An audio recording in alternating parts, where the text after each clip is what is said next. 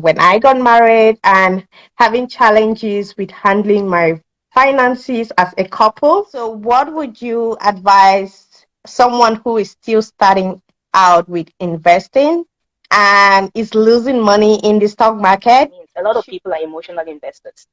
The moment they see the market going up, everybody is rushing to buy. That's not the time to buy. I've been really, really passionate about personal finances, and there've been a couple things that actually triggered me into like really knowing more about that. When I got married and having challenges with handling my finances as a couple. So I started sorting out ways on what was best for me and my family. So Mm-hmm. that's when I really started knowing more, and I kind of enjoyed it. And I share my journey on my YouTube channel, and I also post from time to time on my Instagram page and on Facebook.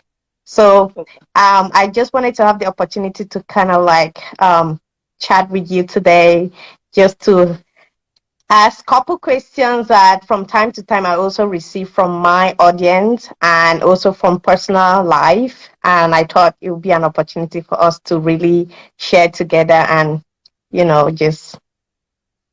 Okay, good. Let me hear your questions. Go ahead. Okay. So the first question that I have in mind is about investing. So what would you advise someone who is still starting out with investing, or someone who's made errors? I wouldn't really say errors, but didn't start on a solid foundation and is losing money in the stock market. Should the person sell and restart maybe a new portfolio trying to diversify, or would you advise the person to continue and hope for the best? Well, first, full disclaimer, I'm not an investment advisor. I'm not a financial advisor. So I'm going to say things from what I have read and what I understand about investing, right? First of all, if you're not like a Buffett type person, you probably shouldn't be doing single stocks.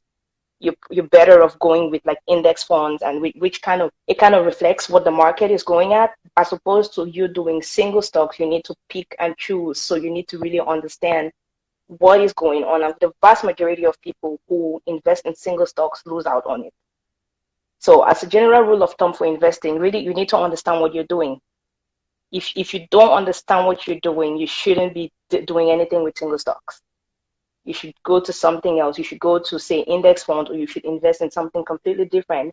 General rule of thumb, invest in something that you kind of understand. So you know when, let's say, the market is going up, you know what it means. When the market is going down, you know what it means. A lot of people are emotional investors. The moment they see the market going up, everybody is rushing to buy. That's not the time to buy.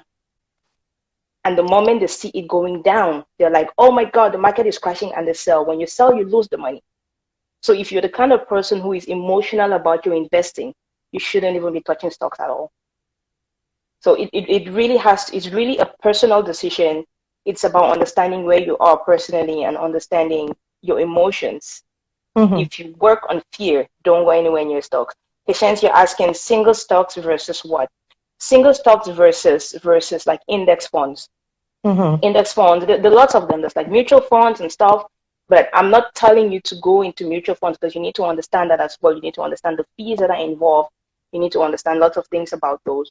So you could go into mutual funds if you understand them, or you could go into index funds. But it's to answer your question, single stock versus what is single stock versus, like, not single stock, so funds.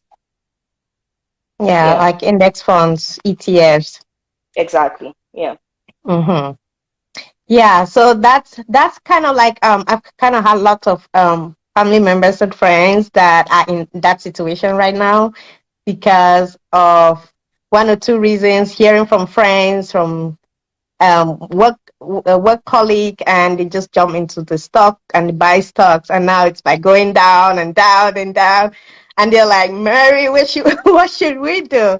And I'm like, Yeah. you know what? I think like we said, personal finances are actually personal, and it depends on your personal situation. So just evaluating your financial situation and see what's best for you, and and and also considering how long you are investing for, what is your investment goal and your risk tolerance and stuff. So Yeah, yeah, you so shouldn't go into any of that for the short term. It's got to be long term, unless you're doing day trading, which is a full-time job on its own. And it's like, for lack of a better word, buy and sell. You're buying at, you're hoping to buy when it's low and to sell. do you have like a coaching program for like in new beginners who are interested in investing? Investing, no. But what I do more is I work on your mindset, because what you would find is people are emotional investors. So That's if they're right. able to work on their mindset and understand what they should or shouldn't do, then they can start to take decisions for themselves and know that this investment decision I'm making it because I understand what I'm doing. And I know maybe it's Mm-hmm. going to go down, maybe it's going to go up, but I have understood what's going on. I understood what's a bear market and what's a correction and all whatnot. I understand all of those things, and I Yeah. know how to react in each of those circumstances. So what I do is really, it's really personal empowerment, really mindset empowerment and stuff like that. So you can be in the position to make those decisions on your own. Mm-hmm. Okay, Yeah, but I awesome. don't tell people what to go invest in. That's true. Yeah.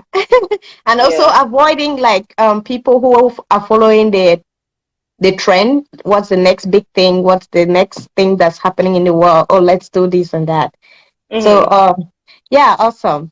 So my next question, so this is kind of related to a personal situation as well as what's happening today in the real estate market. I know it's also a personal situation as well, but I'm hoping that maybe I can get an insight from you.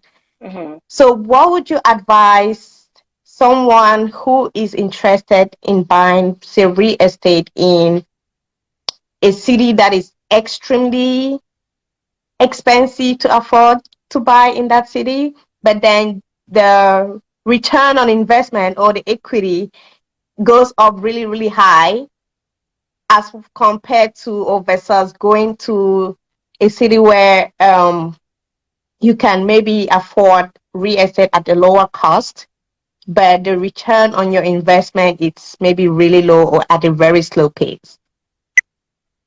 Real estate in general is a really good investment. But I have a person I could put you in touch with to kind of guide you directly on real estate investing and stuff like that. There was a guy who was on my show not too long ago. His name is Quinton D'Souza. He actually has a podcast, and I'd advise you listen to it. Listen from Yeah, chapter I'd like to one. know more about the guy. Yes, listen from episode one all the way to the end, and you will get the answers to all your questions related to real estate investing. The thing with it is you need to understand what your long-term goal is. If you're getting into a property because you want the cash flow, then you will be looking for something that the cash flow at the end of every month is higher. So your rent minus all the expenses and all whatnot is giving you much more money if you're going into it for cash flow. But if you're going into it more like for wealth building, then you just want to make sure that the building itself is netting, it's taking care of itself. You're not paying money from your pocket to take care of the building, because the rent your tenants are paying you are taking care of everything related to that. And if you're going into it then for wealth building, then you want to go into a place where you know the market is going to make the value of the house to go higher. So it really goes back to personal decisions. Why? What's your bigger why? Where are you going to with it? But as a whole, yes, real estate investment is really a good thing. I'll send you the link to the guy's podcast. His name is Quinton D'Souza. He was on my show not too long ago. I Sounds interviewed good. him. Yeah, that would be Yes. awesome. Okay, great. So yeah, those are the two questions that I really had today. And the most important thing was just meeting you and just chatting. And I'm very inspired by what you're doing. And I hope we can do this more often. Thank you. Thanks for coming on. We No we should problem. definitely connect again and see. Maybe we can even go live just to talk about what you do. Sounds good. Yeah, I'll like that. Yeah. Let's see. I have a question in the comment. I think go into a place that you can afford, because in the future that place would grow and it would hit a jackpot. I say so out of experience. So yeah. Well, let's connect with Patience and see what she means by all of that, okay? But it's really awesome to have had you here, and thank you for your questions and thank you for sharing with Sounds me good. Thank on you so this much live. for having me too. You're welcome. Bye now. Bye.